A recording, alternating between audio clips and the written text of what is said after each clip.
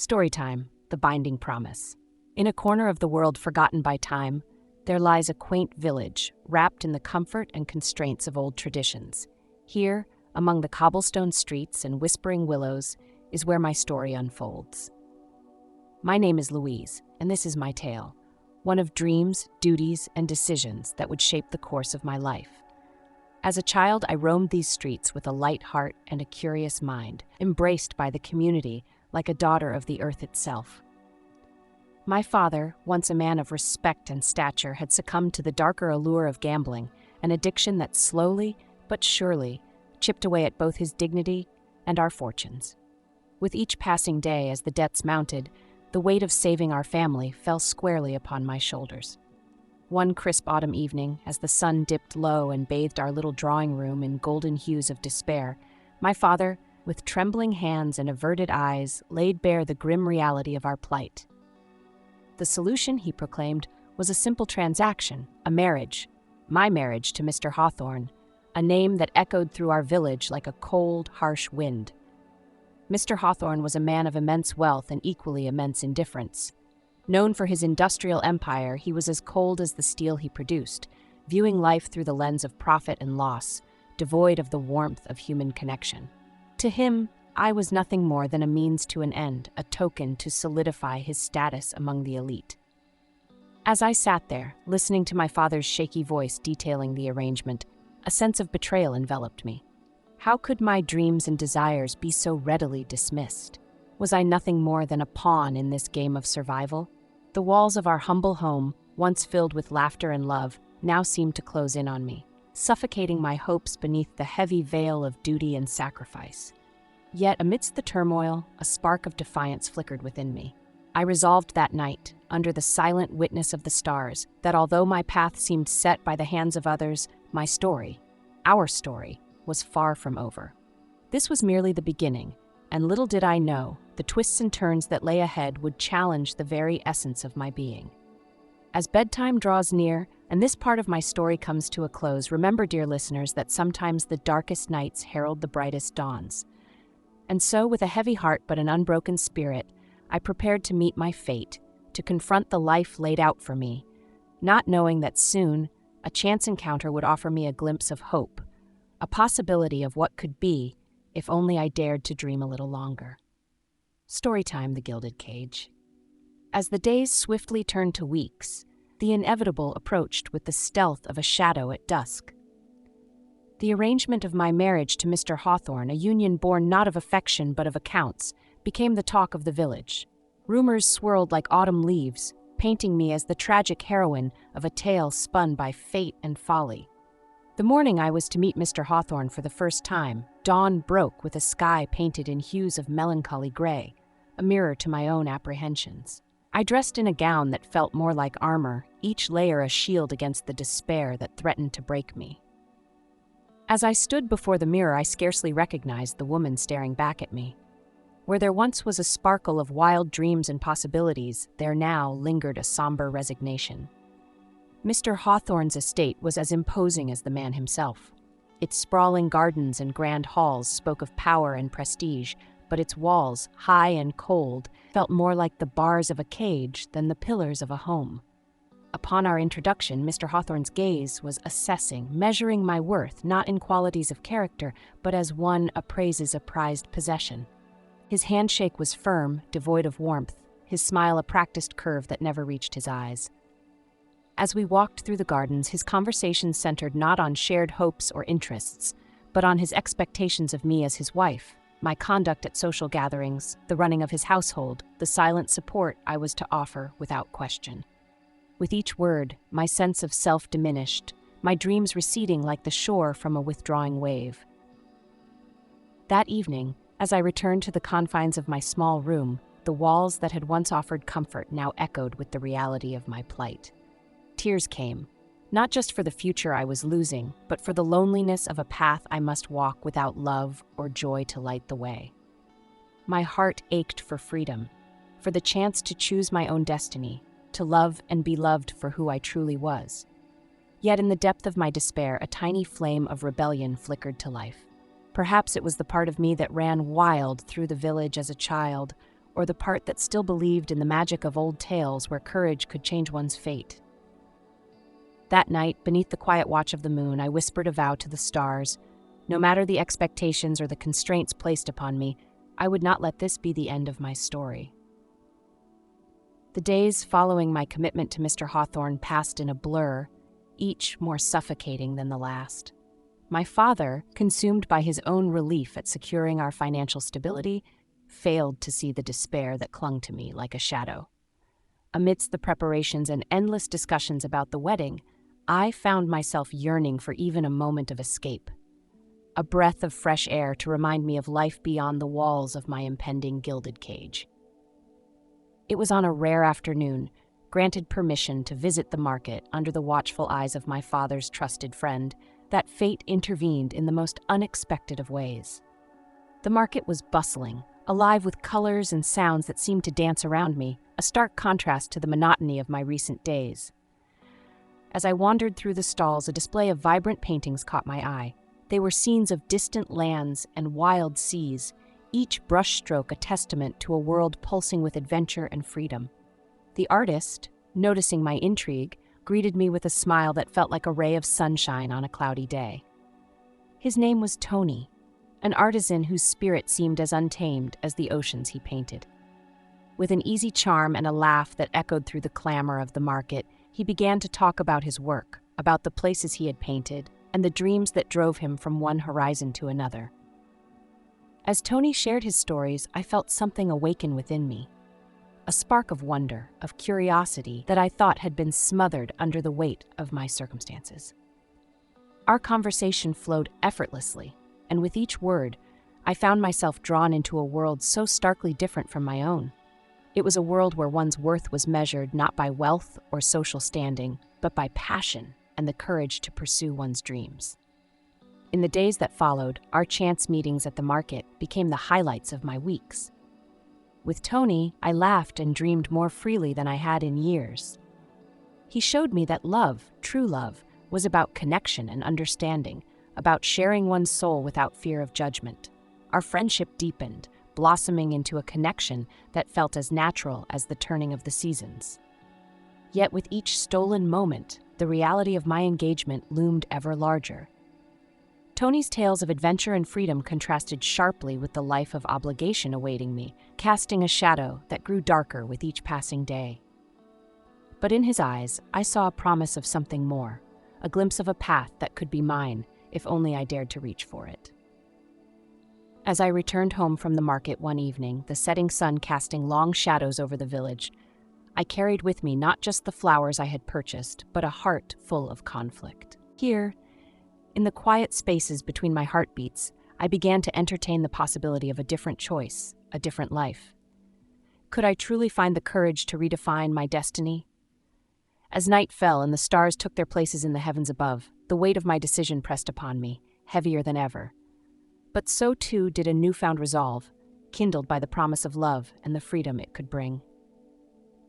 As spring blossomed into the full verdancy of summer, the secret garden of my connection with Tony grew, hidden just beneath the surface of my everyday life. Each stolen moment with him brought a breath of wildflowers and whispers of a life that could be.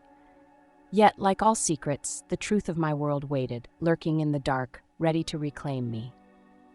One fateful evening, as the sun dipped below the horizon, painting the sky with streaks of fire, my father summoned me to his study, a room that had always felt more like a sanctuary of sorrows than a place of solace.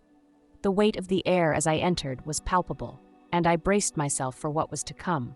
My father, a shadow of the man he once was, his eyes hollow with regret and fear, revealed the full extent of his desperation. His addiction to gambling, a beast he could no longer control, had not only persisted, but had plunged us into depths I had not imagined. His creditors were not just shadows lurking in the night. They were influential figures with the power to destroy what little we had left. And among them was Mr. Hawthorne, a man whose coldness I had come to know all too well. The revelation shattered the fragile peace I had built around my heart.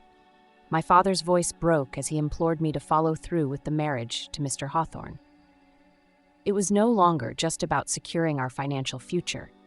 It was about survival, about protecting my family from the dangerous consequences of his actions. Torn between the stark reality of my family's plight and the vibrant dreams of a life with Tony, I felt the walls of my world closing in. In a moment of desperate clarity, I confided in Tony about the suffocating predicament.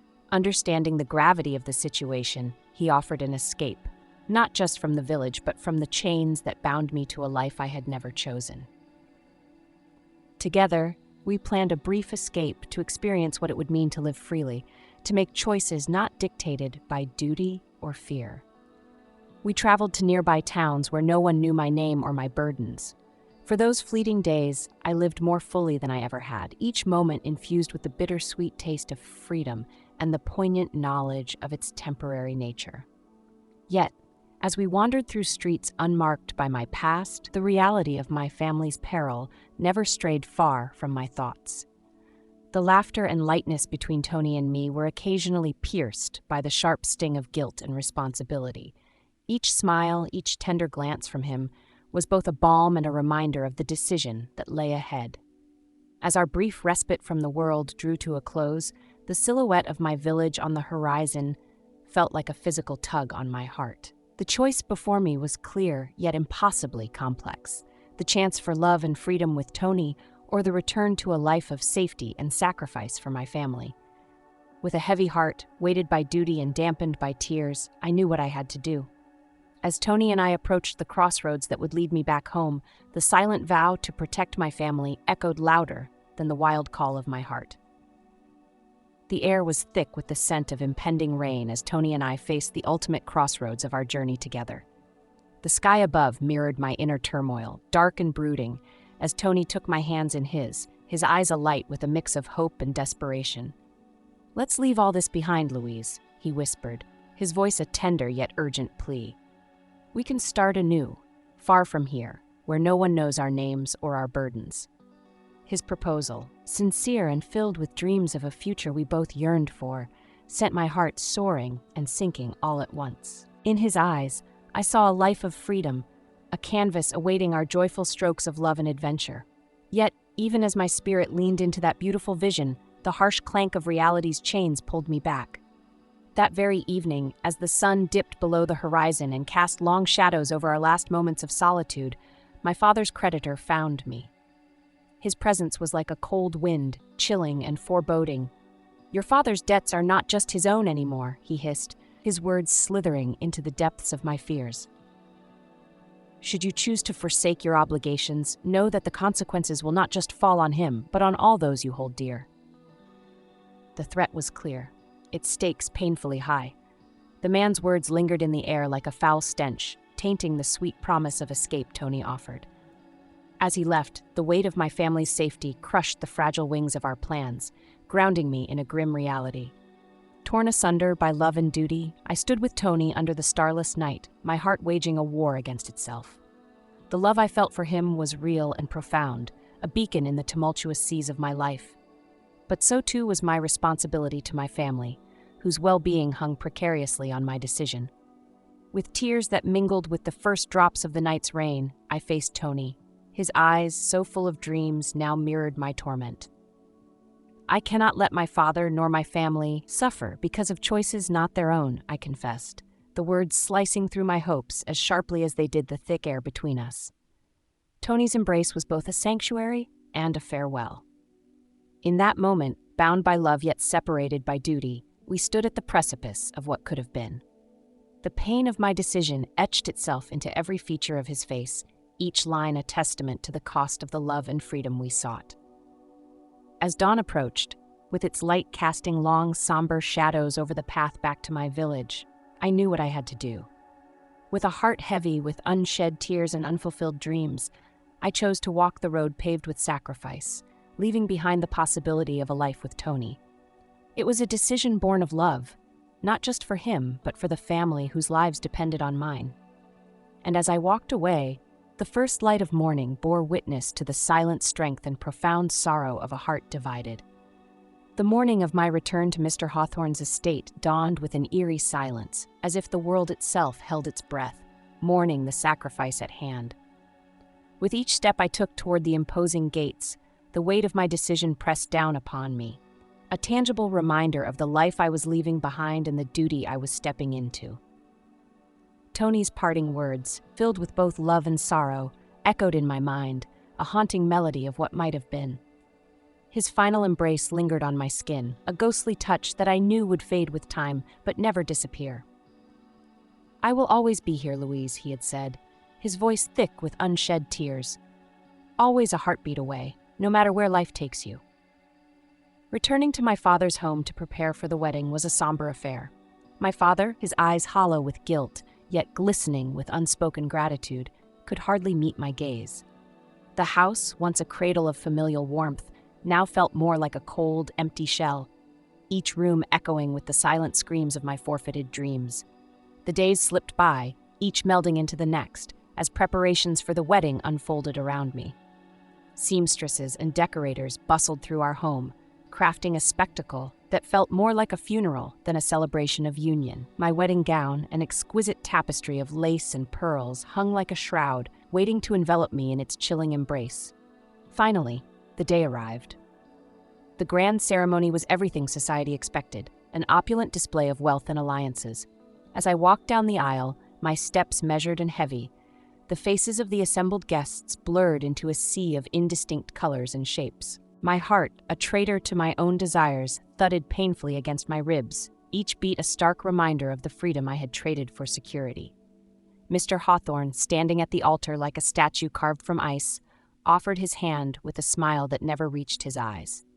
It was a transaction completed, a deal sealed with the exchange of rings and vows.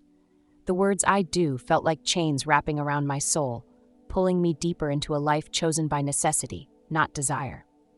As the celebrations wore on around me, laughter and music filling the air, I retreated into the sanctuary of my memories. In the quiet corners of my mind, I revisited every moment with Tony. Our laughter in the market, our whispered dreams under the stars, his hand warm in mine. These memories, bittersweet and precious, became my secret escape, my hidden trove of joy in a world that had demanded too much. Stepping into my new role as Mrs. Hawthorne, I carried within me a silent vow to use this position, this life of privilege and power, for some greater good.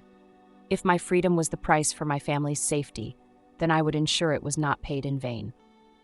With each passing day, as I navigated the cold, calculated world of my husband, I held tightly to the love I had known with Tony, letting it guide me in quiet rebellion against the fate I had been dealt.